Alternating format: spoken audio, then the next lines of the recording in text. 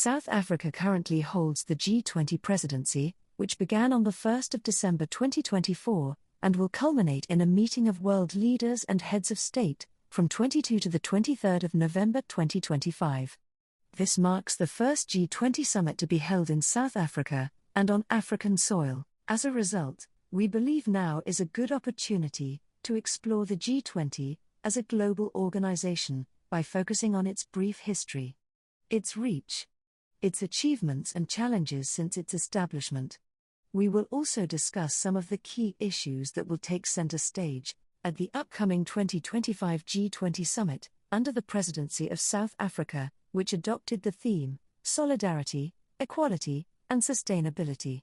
We will then explore the relevance and importance of the G20 in today's times. So, subscribe now. And let's get started. Let's first explain what the G20 is, and its brief history. The Group of 20, commonly referred to as the G20, is an international forum of 20 of the largest economies in the world that meet regularly to discuss the most pressing issues facing the global economy.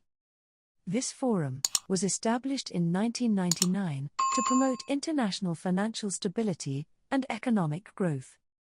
The G20 comprises of Argentina, Australia, Brazil, Canada, China, France, Germany, India, Indonesia, and Italy, as well as Japan, Mexico, the Republic of Korea, Russia, Saudi Arabia, South Africa, Turkey, the United Kingdom, the United States, and the European Union. The G20 often invites guest countries and international organizations to participate in its summits and discussions. These invitations are typically extended based on the relevance of the issues being discussed and the potential contributions of the invitees. The host country also gets to invite guest countries to participate in the summit. These are countries usually from its region. So, how big is the G20? Here are some interesting stats about the G20 as a unit. The G20 members represent over 2/3 of the world's population. They also represent approximately 85% of the world's GDP. The G20 also account for about 75% of the world's trade. In other words, the G20 countries are responsible for the majority of the world's economic activity and trade. This makes this forum a very important group of countries when it comes to shaping the global economy. So, how does the G20 operate? The G20 does not have a permanent secretariat or staff. Instead, the G20 presidency rotates annually among its members and is selected from a different regional grouping of countries. The 19 member countries are therefore divided up into 5 groups, comprising a maximum of 4 countries each. Most of the groups are formed on a regional basis. That is, countries from the same region are usually put in the same group. Group 1 comprises of Australia, Canada, Saudi Arabia, and the United States, while Group 2 comprises of India, Russia, South Africa, and Turkey. Please note that these 2 groups do not follow the usual pattern of regional allocation. Group 3, on the other hand, includes Argentina, Brazil, and Mexico, while Group 4 includes France, Germany, Italy, and the United Kingdom.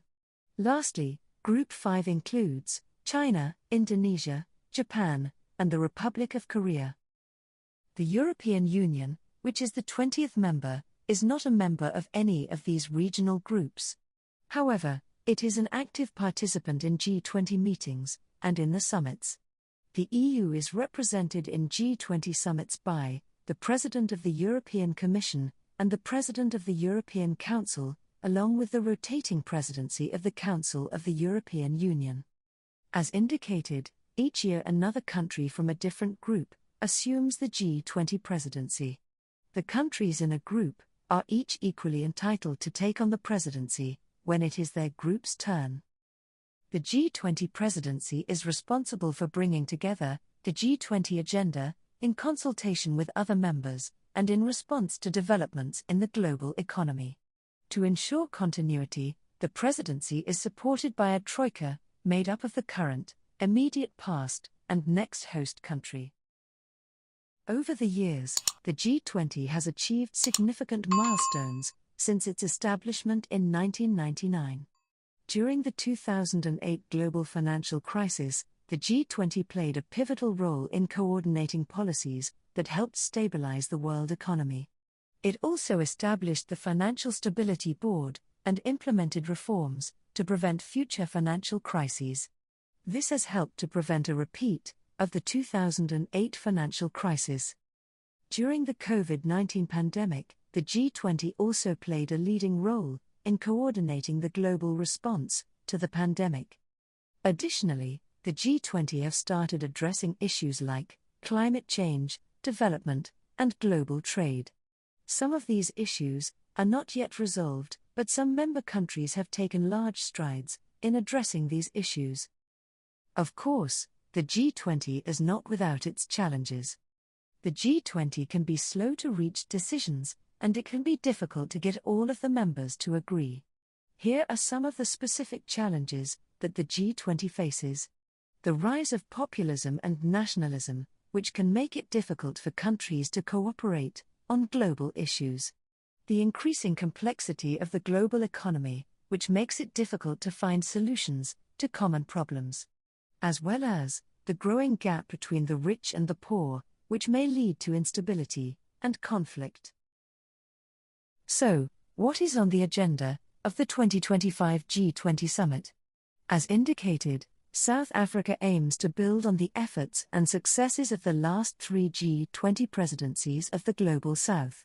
This will be done under the theme, Solidarity, Equality, and Sustainability.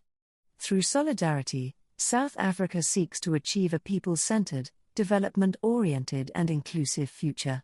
By promoting equality, the country seeks to ensure fair treatment, opportunities and progress for all people and nations, regardless of their economic status, gender, race, geographic location, or other characteristics. Sustainability is about meeting the needs of the present, without compromising the ability of future generations to meet their own needs.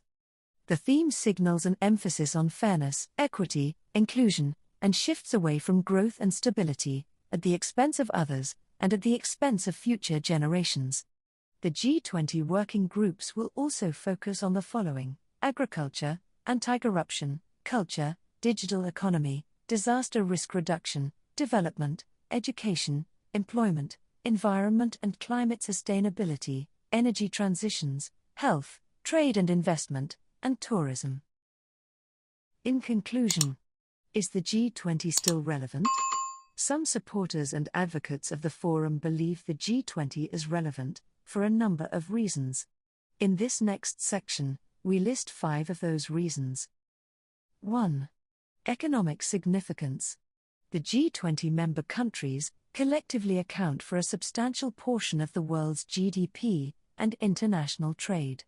As such, their economic decisions and policies have a significant impact on global economic stability and growth.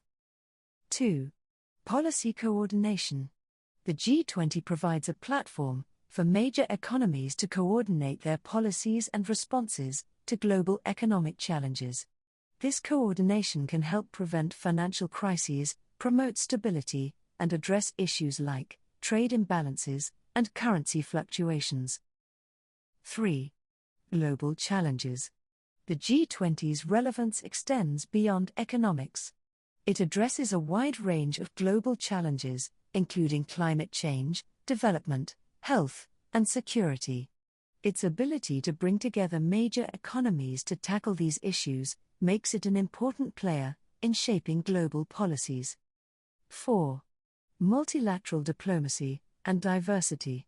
The G20 serves as a platform for leaders from diverse economies to engage in diplomacy, build relationships, as well as to engage in a wide range of interests and garner different perspectives. This can contribute to better understanding and cooperation on various geopolitical issues. This diversity also allows the group to represent the interests of a wide range of countries and economies. And lastly, 5. Global governance reform.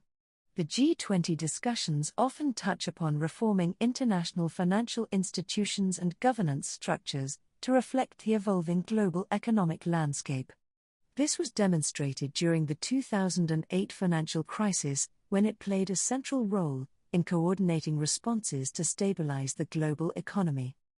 With all its challenges and complexities, some believe the G20 remains an important forum for addressing global economic challenges, and it is likely to remain relevant for many years to come.